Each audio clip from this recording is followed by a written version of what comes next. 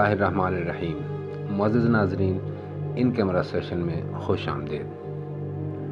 عملیات، جادو اور جادو کے کاٹ کے لیے سائیں کے پاس آنے والوں کی تعداد اگرچہ زیادہ نہ تھی، لیکن جو لوگ آ رہے تھے وہ سائیں کے خاص عقیدت مند دکھائی دیتے تھے۔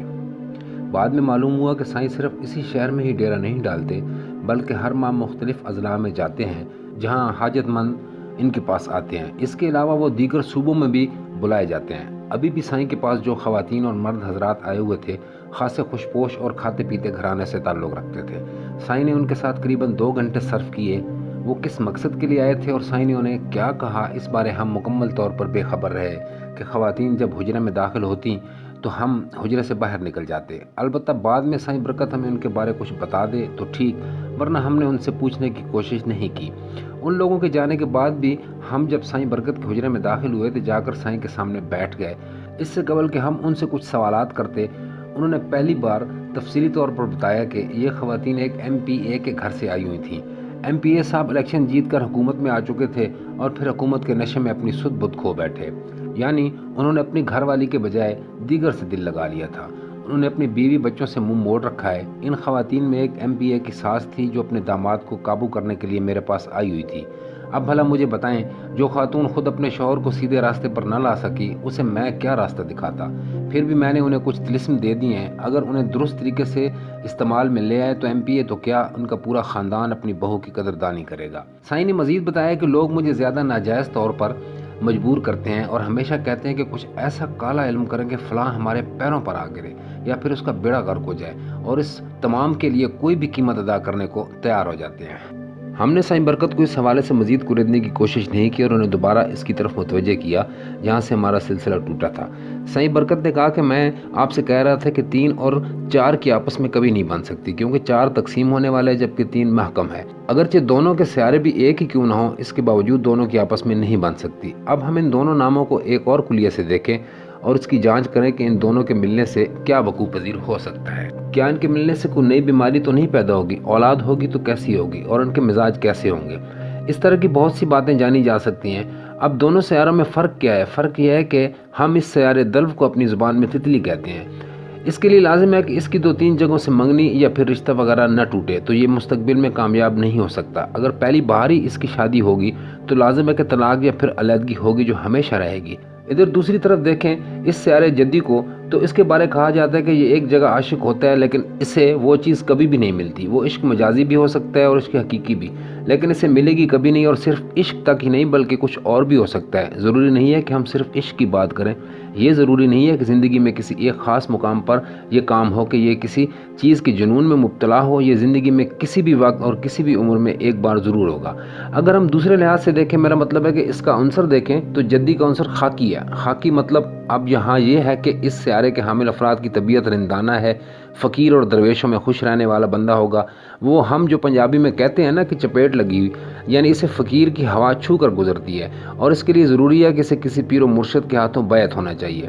ادھر ہم دوسرے سیارے یعنی کہ دلو کا عنصر دیکھیں گے تو اس کا عنصر ہوا بنتا ہے، یعنی کہ ہوا کی طرح گھومنے والا، ایک جگہ نہ ٹھہرنے والا، ایک جگہ سے دوسری جگہ جانا۔ میں نے آپ کو پہلے تتلی کی مثال دی تھی تو وہ اسی لیے تھی کہ یہ اڑتا رہتا ہے اور ایک کے ساتھ ٹک کر نہیں رہ سکتا۔ اب اگر دیکھا جائے تو جدی سیارے کے لوگ حقیقت پسند ہوتے ہیں اور دوسرا ہوا میں ہے، اسے کچھ پتہ نہیں ہے کہ آگے کیا ہونا ہے، بس چلتے رہنا چاہیے۔ حالانکہ ان میں بہت ساری چیزیں ایک جیسی بھی ہیں، جیسے میں نے پہلے بتایا ان کا 7 دن بھی ایک ہی آ رہا ہے جو کہ ہفتے کا دن بنتا ہے، لیکن اس کے باوجود دونوں میں زمین آسمان کا فرق ہے۔ ہم نے سائیں برکت سے کہا کہ جناب آپ نے ہمارا سیارہ تو جدی کا ہے جبکہ ہم میں تمام خصوصیات دلو والی ہیں، کسی ایک پر تو کیا، ہم تو ہر خوبصورت چہرہ دیکھ کر اس پر فریفتہ ہو جاتے ہیں۔ تو سائیں برکت نے کہا آپ کو آپ کے بارے میں اچھی طرح معلوم ہے کہ آپ کیا ہیں، اور میں تو ابھی اس وجہ سے حیران ہوں کہ آپ اس طرف کیوں ہیں، آپ کو تو اس طرف ہونا چاہیے تھا۔ بہرحال ہم آگے چلتے ہیں۔ ستاروں کے حوالے سے میرے خیال میں اب بہت کچھ بتا دیا گیا ہے، مزید اگر کچھ پوچھنا ہے تو میں حاضر ہوں۔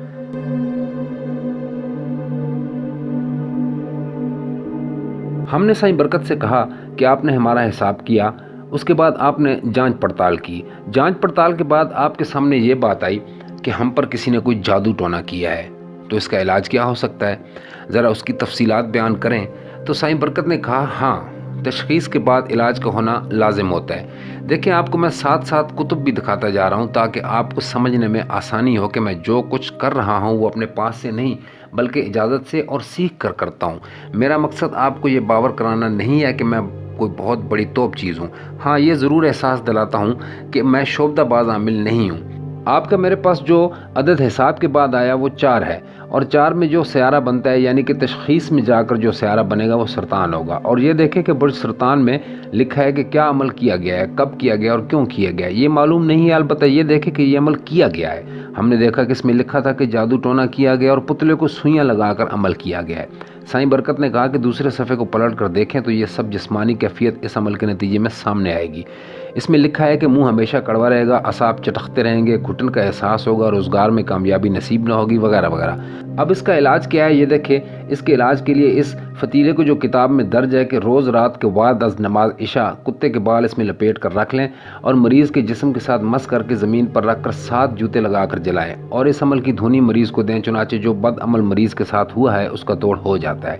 مشک، کستوری اور عرق گلاب، اس فتیلے نیچے جو نقش نظر آ رہا ہے کو ملا کر نقش لکھا جائے۔ یہ نقش مریض کے گلے میں لٹکایا جائے اور روزانہ کا ایک نقش پلایا جائے، اور ایک نقش جو کہ پانی میں گھل چکا ہو اس کا پانی لے کر کسی بڑے بھرے ہوئے برتن میں ملایا جائے اور اس سے مریض کو نہلایا جائے۔ یہ اس جادو ٹونے کا توڑ ہے۔ دیکھیں، اگر آپ کی روحانیت قائم ہے تو جو آسمانی اور الہامی کتابیں دنیا پر اتاری گئی ہیں، جن میں سب سے پہلی کتاب جسے ہم توریت کہیں گے جو حضرت موسیٰ پر اتاری گئی، دوسری کتاب زبور نازل ہوتی ہے جو کہ داؤد پر نازل ہوتی ہے، تیسری ہے انجیل جو اللہ تعالیٰ کی جانب سے حضرت عیسیٰ کو عنایت ہوتی ہے، اور اس کتاب کے انجیل مقدس کے 600 سال بعد جو کتاب نازل ہوتی ہے اسے ہم قرآن مجید فرقان حمید کہتے ہیں، جو آقا دو جہاں حضرت محمد مصطفیٰ صلی اللہ علیہ وسلم پر نازل ہوتی ہے۔ اس کے علاوہ میں 2 اور کتابوں کا نام لوں گا۔ یاد رکھیے گا یہ الہامی نہیں ہے، لیکن ان کا ذکر کرنا ضروری ہے کہ بر صغیر میں ان کو مقدس جانا جاتا ہے۔ چاہے ہم انہیں مقدس نہ سمجھیں، لیکن بہرحال ان کے عقیدے کے مطابق وہ مقدس ہیں۔ ان میں ایک ہے گیتا اور دوسری کا نام ہے گرنتھ۔ یہ بھارت میں مقدس کتابیں ہیں۔ یہ دونوں کتابیں بے شک آسمانی اور الہامی نہیں ہیں، لیکن مقدس کہلاتی ہیں۔ چنانچہ اب اگر ہم صرف بر صغیر کی بات کریں تو ان 6 کتابوں پر ایمان رکھنے والے موجود ہیں۔ دیکھیں، آپ کے دماغ میں سوال اٹھے گا کہ 4 الہامی کتابوں کے ساتھ گیتا اور گرنتھ کا کیا تعلق ہے؟ تو وہ میں بتاتا ہوں کہ دیکھیں، اگر ہم کالے جادو کے علم کی طرف جائیں اور ان کے موکلات کو دیکھیں تو ہمارے لیے جاننا ضروری ہے کہ ان کے ریت رواج کیا ہے، انہیں کیسے ہم مطمئن کرنا ہے۔ تو پھر آپ کو گیتا اور گرنتھ کے بارے میں جاننا ضروری ہے، وہ اس لیے کہ ہم اس سے بات کر سکیں، اس سے پوچھ سکیں کہ بھائی تم یہ ناجائز کیوں کر رہے ہو، کس نے تمہیں اس کام پر لگایا۔ آپ کے پاس گیتا اور گرنتھ کا علم ہوگا تو ان موکلات سے بات کر پائیں گے۔ مثلاً عموماً دیکھا گیا ہے کہ کسی میں کوئی چیز داخل ہوتی ہے، یعنی اس پر کسی چیز نے اثرات کیے ہوتے ہیں، تو اس سے پوچھا جائے تو وہ کہتی ہے کہ میں تو غیر مذہب ہوں۔ اب غلطی کیا ہوتی ہے بعض عملوں سے کہ وہ کسی مسلمان عالم کے پاس متاثرہ شخص یا عورت کو لے جائیں گے تو وہ اسے حاضر کر کے کہتا ہے کہ یہ قرآن ہے، اس پر ہاتھ رکھ اور اس کی قسم کھا، کلمہ پڑھ۔ جب وہ چیز غیر مسلم ہے تو اس کا کیا تعلق ہے قرآن سے اور کلمے سے؟ چلیں فرض کریں اس نے قسم اٹھا لی یا کلمہ بھی پڑھ لیا تو اسے کیا فرق پڑے گا، جبکہ اس کا ان تمام باتوں پر ایمان ہی نہیں ہے۔ وہی مریض کسی عیسائی عمل کے پاس جاتا ہے تو وہ اسے بائبل پر ہاتھ رکھنے یا اس کی قسم کھانے پر مجبور کرے گا۔ کچھ کہیں گے کہ حضرت سلمان جنوں پریوں سب کی زبانیں جانتے تھے، ان کی قسم کھا۔ جناب، اس کا تعلق ہی الگ ہے، وہ کالے علم کی چیزیں ہیں، انہیں ہم الہامی کتابوں کی قسمیں دے رہے ہوتے ہیں، ان پر تو کوئی اثر نہیں ہوگا۔ ہم وہاں ناکام کیوں ہوتے ہیں کہ ہم ان کتابوں کا علم تو رکھتے ہیں لیکن اس چیز کے بارے پتہ نہیں ہوتا کہ وہ کیا ہے۔ ہمیں جاننا چاہیے کہ یہ چیز ہندو ہے کہ سکھ، برہمن ہے، مارواڑی ہے یا بالمیکی ہے، آخر ہے کیا؟